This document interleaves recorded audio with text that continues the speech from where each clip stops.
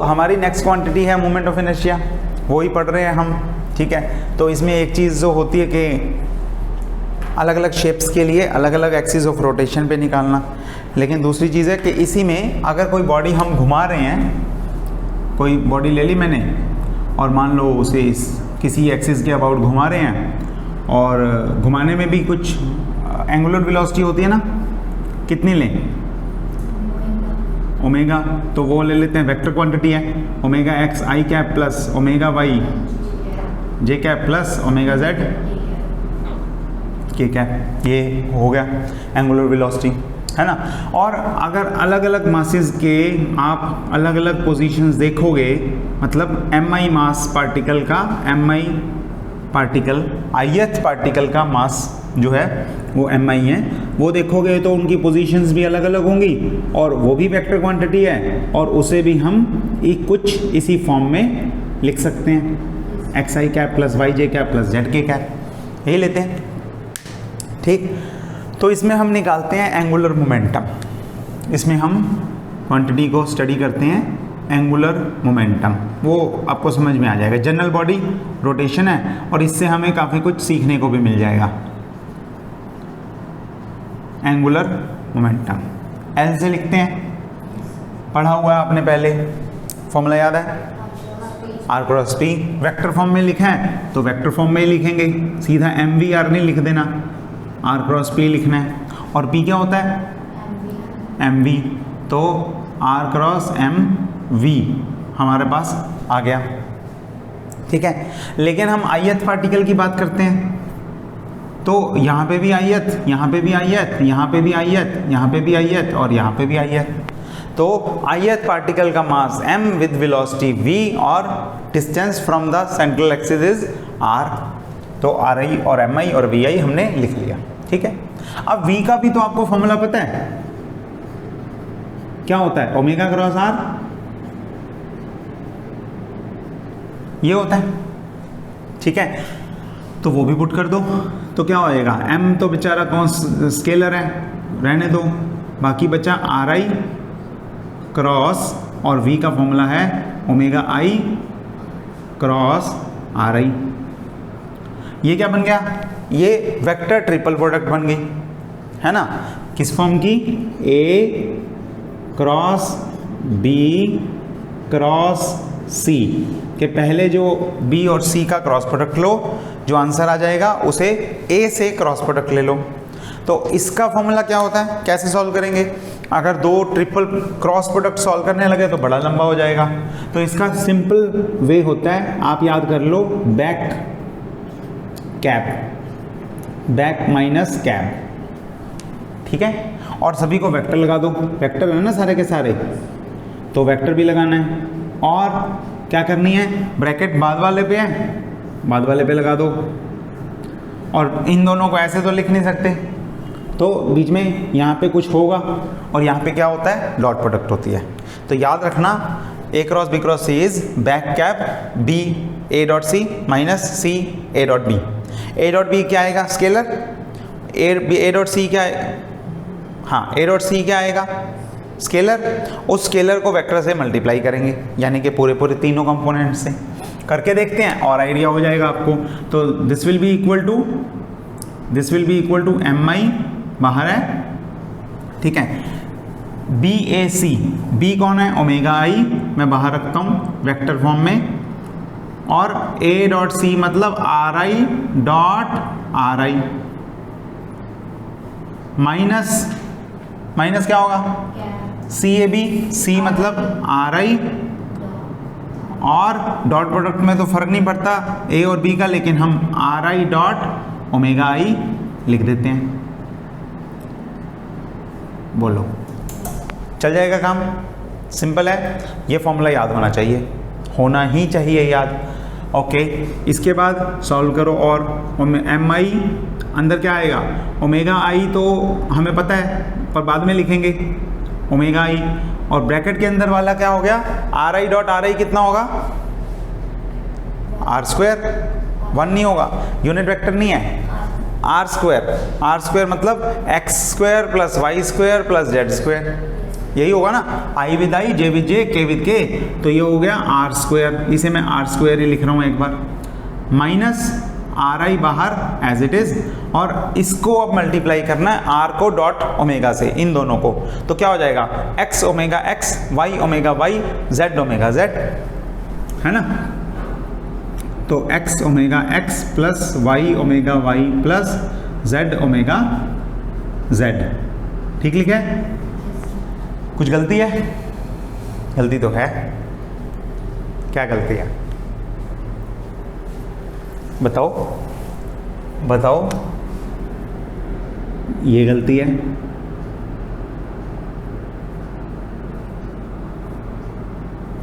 ऐसे लिख सकता हूं? लिखना ही पड़ेगा, क्योंकि हम कौन से पार्टिकल की बात कर रहे हैं, ith पार्टिकल की, तो हमें ऐसे लिखना पड़ेगा। चलो ऐसे लिख लिया हमने, ठीक हो गया।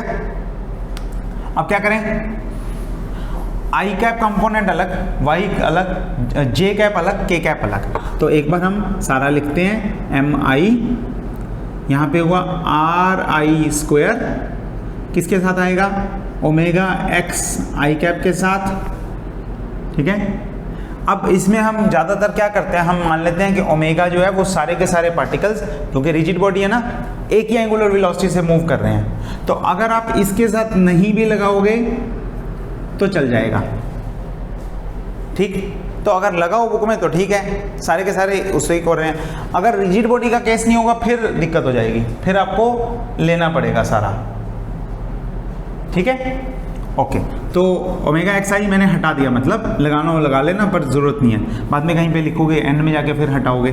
तो r square omega x i plus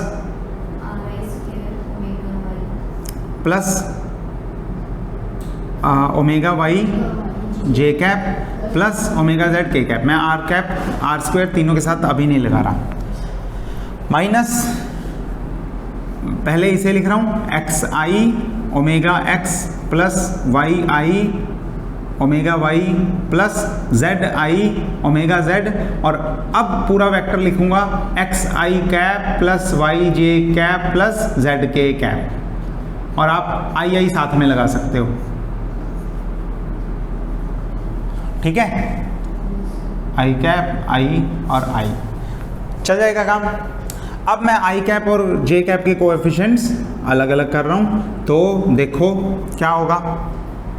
I cap का कोएफिशिएंट बताओ मुझे को पहले, यहाँ से होगा x square plus y square plus Z square into omega x, x I square plus y i square plus z i square into omega x, तीनों से मल्टीप्लाई है, क्लियर है। और माइनस आई कैप का कोएफिशिएंट, ये सारा इस सारे के साथ एक्स आई मल्टीप्लाई, तो माइनस कितना हो गया, नहीं समझ में आया, ये वाला नहीं समझ में आया। माइनस के बाद मैंने इसे पहले लिख दिया, और आर आई को एक्स आई आई जे जे कैप लिख दिया, और तो कुछ किया ही नहीं, अभी तो काम स्टार्ट ही नहीं किया मैंने, ठीक है। तभी आपके दिल में दर्द हो रहा था ना शुरू में। ओके, अब मैंने आर स्क्वायर को सिर्फ x square plus y square plus Z square लिखा है, ओमेगा एक्स वैसा का वैसा रख लिया, माइनस वैसा का वैसा है। अब मैं इसको, इस सारे को इससे मल्टीप्लाई करूंगा, किससे, एक्स आई से, कौन से वाई जेड,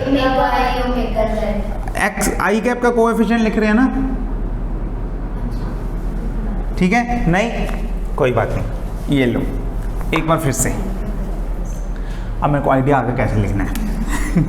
आपको समझ में आ जाए ताकि एम आई, ठीक है।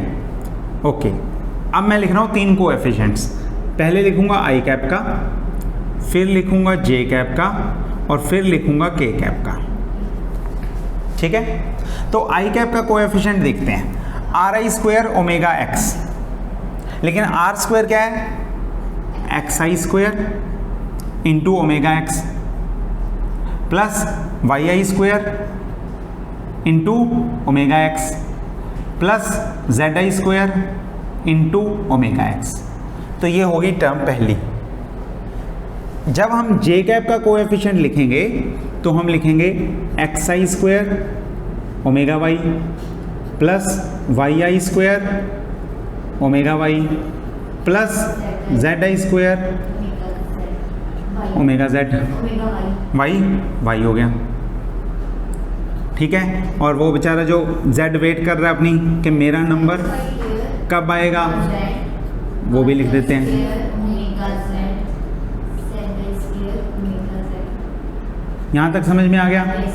समझने वाला कुछ है नहीं वैसे, है ना, सिर्फ लिखने वाला ही है। ओके, माइनस, अब मैं ये फैक्टर को सारे को पहले एक्स आई से मल्टीप्लाई करूंगा क्योंकि आई कैप का कोएफिशिएंट चाहिए, और सारी की सारी टर्म्स माइनस हो जाएंगी। तो माइनस, जब इसको एक्स आई से मल्टीप्लाई करूंगा तो आएगा एक्स आई square omega x minus x आई वाई आई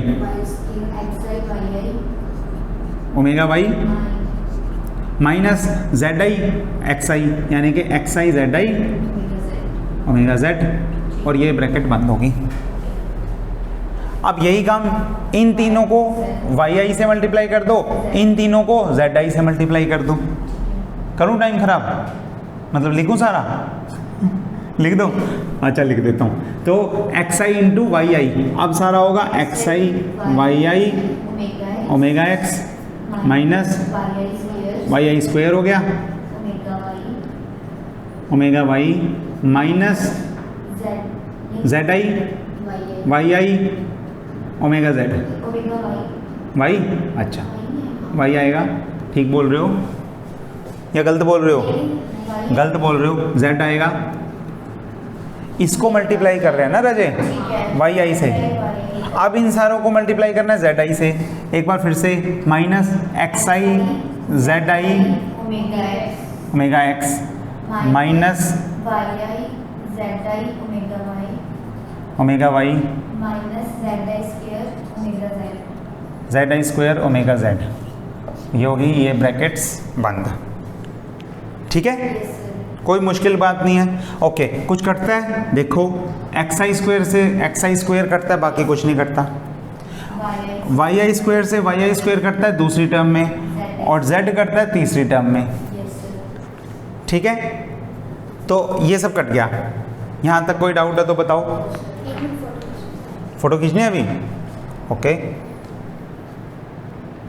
तो ठीक है, वैसे आपके पास सारा ही है, प्रॉपर लेक्चर है, तो आप स्क्रीनशॉट ले सकते हो और भी साफ आएगा।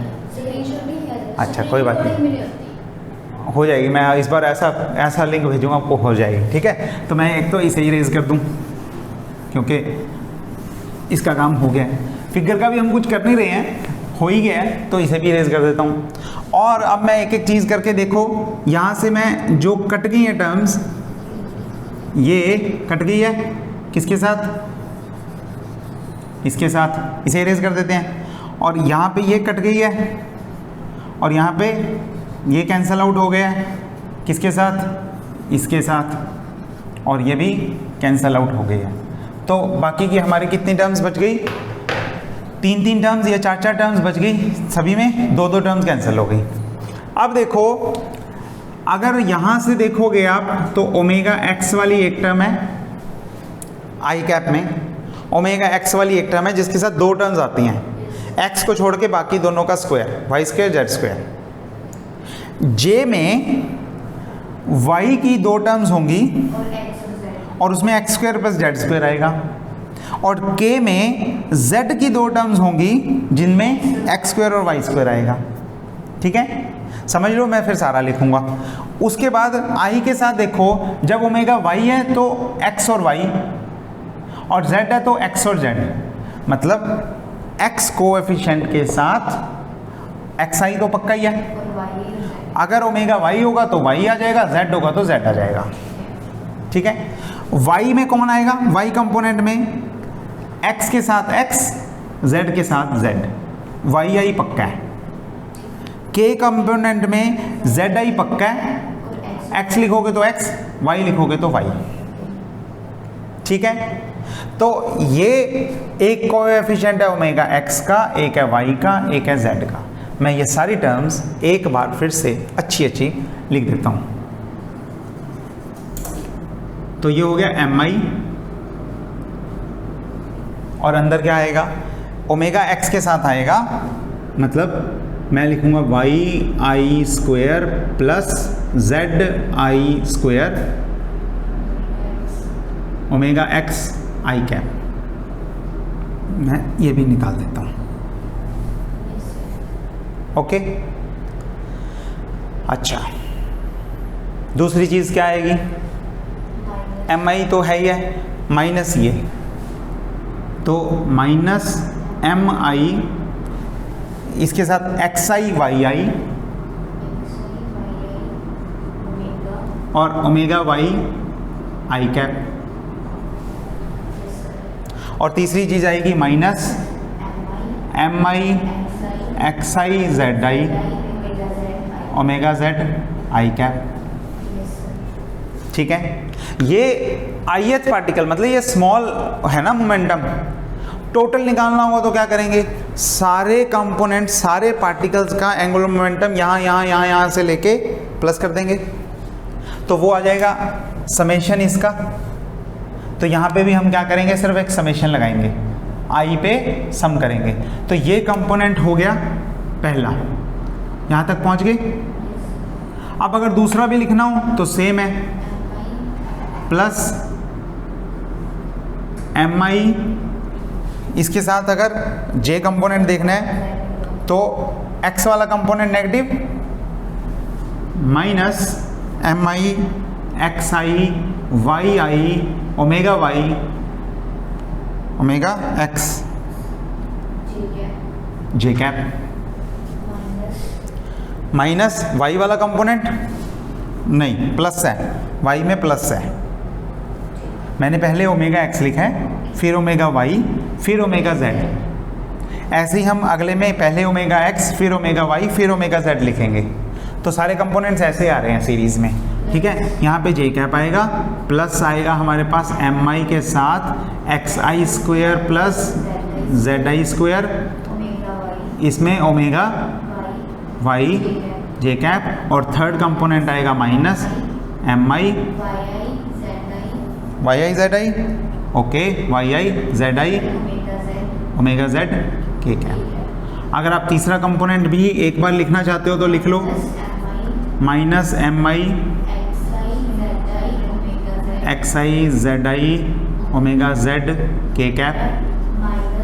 मैं के कैप बार बार क्यों लिख रहा हूँ, आई कैप, जिसमें सारा जो कंपोनेंट ही अलग अलग लिखे हैं हमने, ये गलत लिख दिया, तो ये जे कैप, और अगला अब हम पूरी ब्रैकेट के बाहर लिख लेंगे के कैप। ठीक है, तो ये हो गया omega z minus M i Y i Z I omega, यहाँ पे ओमेगा एक्स आना था, बिल्कुल ठीक, तो ओमेगा एक्स फिर ओमेगा वाई और फिर omega z plus y i square और ओमेगा जेड। ठीक हो गया, चेक कर लो, किसी भी पॉइंट पे कोई भी दिक्कत है तो बताओ। आपको एक्सप्रेशन ये वैसे ही याद हो जाएगा अभी, लेकिन अगर मैथमेटिक्स में कोई गड़बड़ लग रही है, मतलब गड़बड़ तो नहीं है, अगर लग रही है आपको, अगर समझ नहीं आया तो बता दो। ठीक है, अब देखो ये वाला स्टेप को अगर हम एल वेक्टर लिख रहे हैं तो हम कैसे लिख रहे हैं, उसका सिर्फ एक्स कंपोनेंट देखो, सिर्फ एक्स कंपोनेंट यानी कि सिर्फ आई वाला, तो उसे मैं तीन पार्ट्स में तोड़ सकता हूँ। उसे मैं लिख सकता हूँ I X X omega x plus एक कंपोनेंट ओमेगा वाई के साथ होगा और एक कंपोनेंट ओमेगा z के साथ होगा, और उन्हें हम नाम दे देंगे, वो उसी फॉर्म में है ना, एम आर स्क्वायर वाली फॉर्म में। आपको मोमेंट ऑफ इनर्शिया का क्या फॉर्मूला बताया था, मोमेंट ऑफ इनर्शिया का फॉर्मूला बताया था मैंने m r square, general formula है एम आर स्क्वायर। अगर टोटल निकाल रहे हो समेशन हो जाएगा, summation m i r i square, यही फॉर्मूला था। ठीक है, तो अब यहाँ पे यही फॉर्म नहीं है, m i r i square, यहाँ पे भी आर आई स्क्वायर है, लेकिन आर में दोनों कंपोनेंट सेम नहीं है, तो ये एक्स वाई हो गया, ये एक्स जेड हो गया। ठीक है, तो ये फॉर्म क्या हुई, Lx की फॉर्म क्या हुई, आई एक्स एक्स ओमेगा एक्स, आई एक्स वाई ओमेगा वाई, आई एक्स जेड ओमेगा जेड। जब आप एल वाई कंपोनेंट लिखोगे, हम बाकी के कंपोनेंट्स भी लिखेंगे, तो यहाँ पे ओमेगा एक्स का एक कोएफिशिएंट, एक ओमेगा वाई का कोएफिशिएंट, एक ओमेगा जेड का कोएफिशिएंट, और वो कंपोनेंट्स जो हैं उसमें वाई जेड आता है, वाई वाई आता है और वाई एक्स आता है। ठीक बोल रहा हूँ? कैसे पता लगा कि इसे एक्स एक्स है?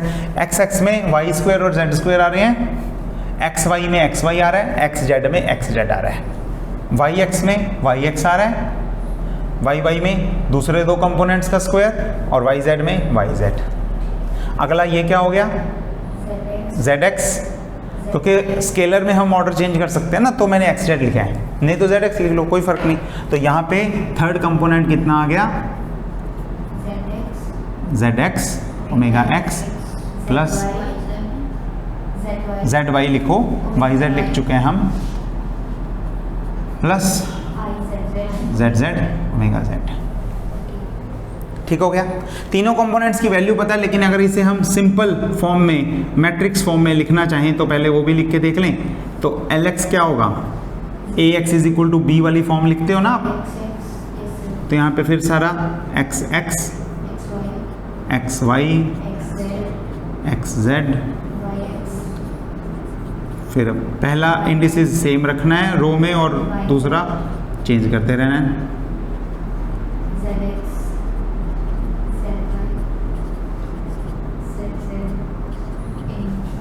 ठीक है, इनटू वो ऐसे देख रही है कि अच्छा तेरे को ही सारा समझ में आया है ना, सारे पॉइंट्स तो ही बोलेगी। ठीक है, चले आगे। तो ये क्या है, एक वेक्टर है, वेक्टर को हम क्या लगाते हैं, एक तरफ एरो लगा देते हैं। ओमेगा क्या है, एक वेक्टर है, ऐसे लगा देते हैं एक। लेकिन आई क्या है, टेंसर ऑफ रैंक 2, तो एक एरो आगे लगाओ, एक एरो पीछे लगा दो, ये इसकी नोटेशन है। तो हम एक रिजल्ट पे पहुंच गए, वो क्या है, l vector is equal to i tensor into omega vector. देखो वैल्यूज आपको पता है, सारी वैल्यूज सारी पता है। आई एक्स एक्स क्या होगा, समेशन एम आई, जब हम टोटल का निकाल लेंगे ना, तो टोटल का एंगुलर मोमेंटम होगा छोटे वाले का इंटीग्रेशन या फिर समेशन, जो भी आप लिखना चाहो। ith पार्टिकल के लिए 1 पार्टिकल का L1, सारे 1 1 1 1 1 हो जाएंगे, 2 का L2 और फिर L1 plus L2 plus L3 plus up to summation करोगे सारा, तो टोटल एंगुलर मोमेंटम आ जाएगा, क्योंकि हमने सारा काम ith पार्टिकल के लिए किया है। तो यहाँ पे एक्स एक्स में क्या था, summation of y i square plus, बस ठीक है, सिर्फ एंगुलर मोमेंटम, सिर्फ मोमेंट ऑफ इनर्शिया लिख रहे हैं। तो एम आर स्क्वायर वाला पार्ट, जब वाई वाई लिखेंगे एम आई एक्स आई स्क्वायर और जेड आई स्क्वायर, और जब जेड जेड लिखेंगे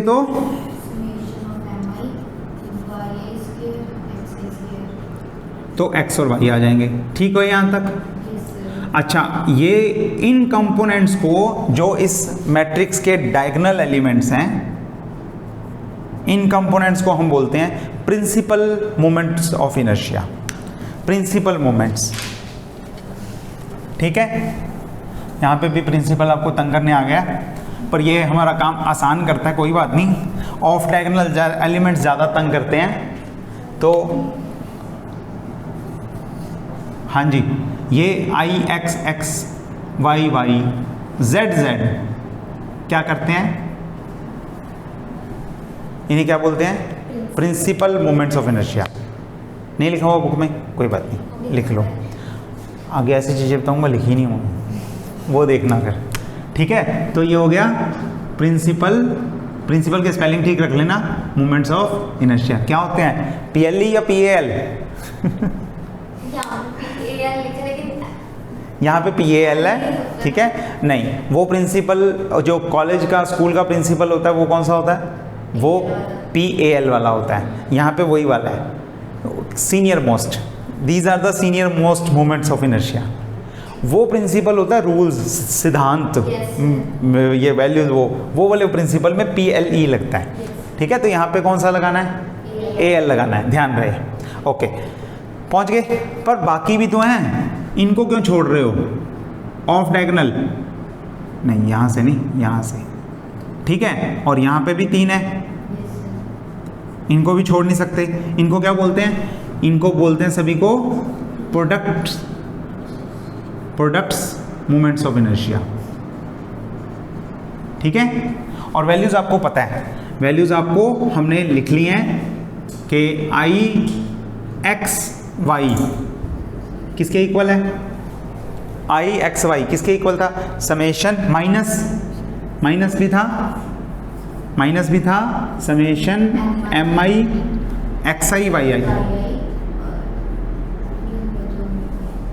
और जो समय IXY तो हो गया, IYX कितना था? इतना ही था, तो ये IYX के भी इक्वल है। ऐसे ही जब आप XZ लिखोगे तो उसमें माइनस लगा के, समेशन लगा के, MI लगा के X और Z ले लोगे, और वो इक्वल आ जाएगा ZX के। और जब आप YZ लिखोगे तो आप माइनस लगा के, समेशन MI लगा के YI ZI ले लोगे, और वो किसके इक्वल हो जाएगा? YZY के, IZY के। तो जो मैट्रिक्स में ये वाले एलिमेंट्स, ऑफ डायगोनल एलिमेंट्स आपस में इक्वल होते हैं, उसे क्या बोलते हैं? इन एलिमेंट्स को product inertia, moment of inertia बोलते हैं। ठीक है, और 3 डायगोनल एलिमेंट्स को प्रिंसिपल मोमेंट ऑफ इनर्शिया बोलते हैं। मेरा अगला क्वेश्चन ये है कि जिस मैट्रिक्स में ये एलिमेंट्स आपस में बराबर हों, ये वाला इसके बराबर हो, ये वाले आपस में बराबर हो, उस मैट्रिक्स को क्या बोलते हैं?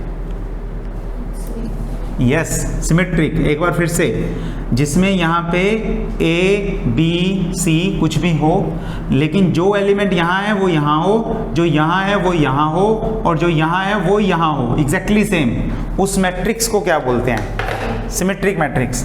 और क्योंकि मोमेंट ऑफ इनर्शिया में ये हो रहा है, यहाँ वाले के इक्वल, यहाँ वाले के इक्वल हो रहे हैं, तो इस टेंसर को क्या बोलते हैं? Symmetric tensor. ये क्या है? नेचर में कैसा है? सिमेट्रिक टेंसर है। देखो, पहुंच गए यहां तक? नींद आने लगी? बस छोटी छोटी मगर मोटी बातें पढ़ी हैं, 3-4 छोटी छोटी बातें बता देता हूं, फिर आर्टिकल ख़त्म हो गया। तो ये सारी चीज़ें आपको, मैथमेटिक्स थोड़ा सा है वो आता हो, ड्राइव करना आता हो, लेंथी है, डिफ़िकल्ट तो नहीं है ना? चल, अच्छा, अगर तीनों प्रिंसिपल कंपोनेंट्स बराबर हो जाएं, प्रिंसिपल कंपोनेंट्स यानी कि IXX equal to IYY equal to IZZ हो जाए, तीनों प्रिंसिपल मोमेंट्स ऑफ इनर्शिया बराबर हो जाएं, तो उसे क्या बोलते हैं? उसे बोलते हैं स्फेरिकल टॉप। टॉप पता है ना आपको, वो लाटू घूमने वाला, वो ही। अगर ऐसा हो जाए तो उसे बोलते हैं स्फेरिकल टॉप। लिखा हुआ है बुक में? चलो ठीक है, तो कुछ और भी बताना पड़ेगा। अगर ये दोनों इक्वल हों लेकिन तीसरे वाले के इक्वल ना हो, तो क्या बोलते हैं? Symmetric top. उसमें तीनों नॉट इक्वल है। नकल तो अच्छे से मारो, बुक से देख के गलत बोली जा रहे हो। सिमेट्रिक। और अगर कोई भी इक्वल ना हो तो एसिमेट्रिक टॉप। ठीक है, लिखा हुआ है ये भी? अच्छा, सिमेट्रिक नहीं लिखा? क्या करना है, फोटो खींचनी है? ठीक है, मैं साफ ही नहीं करता, बताओ और बताओ। ओके अच्छा, अगर आई जेड जेड 0 हो जाए फिर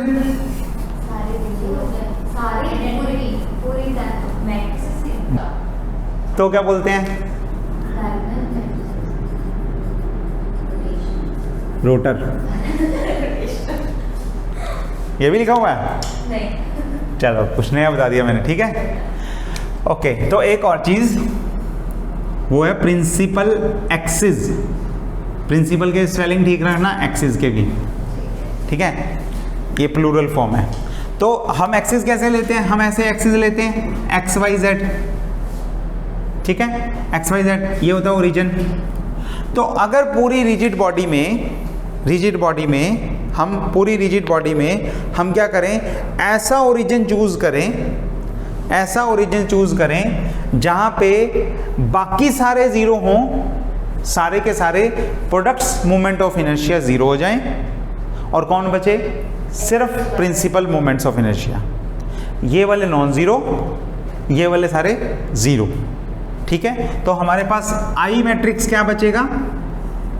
आई X X 0 0 Y Y Z Z और बाकी सब 0, ये बचेगा। अगर ऐसा ओरिजिन हम ढूंढ लें पूरी रिजिड बॉडी में जहां से बाकी सारे एलिमेंट 0 हों और ये वाले एलिमेंट्स नॉन जीरो हों, तो उस पॉइंट को ओरिजिन लेके जो हम परपेंडिकुलर एक्सिस ड्रॉ करेंगे, 3 परपेंडिकुलर लाइंस का सेट जो ड्रॉ करेंगे, उस एक्सिस को क्या बोलेंगे? प्रिंसिपल एक्सिस, ठीक है। और एक्चुअल में जो आप छोटे होते पढ़ते आए हो, जो आपने पहले भी पढ़ा है, L is equal to I omega सीधा लिख देते थे हम, और उसे ऐसे भी लिख देते थे I X omega x I cap, नहीं आई कैप क्यों, प्रोडक्ट ले ली, plus I Y omega Y plus I Z omega Z, ऐसे लिखते थे।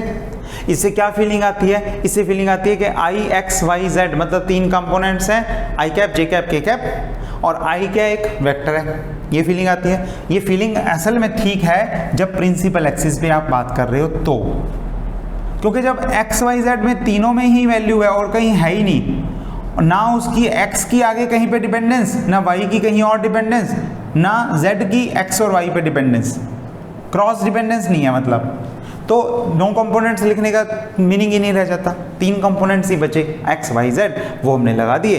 तो ये सिंपल फॉर्म जो आपने बचपन के दिनों में पढ़ी थी अपने, ये वो है, ठीक है। इसे जब आप सीधा सॉल्व करते हो तो MVR वगैरह निकालते हो ना, वो सब इसके ही कॉन्सिक्वेंसेस हैं आगे, ठीक है। खत्म हो गया। तो हमने सारी टर्म्स पढ़ ली हैं, और मोमेंट ऑफ इनर्शिया एक 9 कंपोनेंट्स वाला एक टेंसर ऑफ रैंक 2 क्वांटिटी है, जिसमें हम सारे अलग अलग टर्म्स इस तरह से डिफाइन करते हैं, ठीक है। चलो कोई डाउट है तो पूछ लो, नहीं तो फिर आज के समाचार, आज की सभा ख़त्म करते हैं हम, ठीक है। कल ही पढ़ के आना, इसके आगे का सीखेंगे।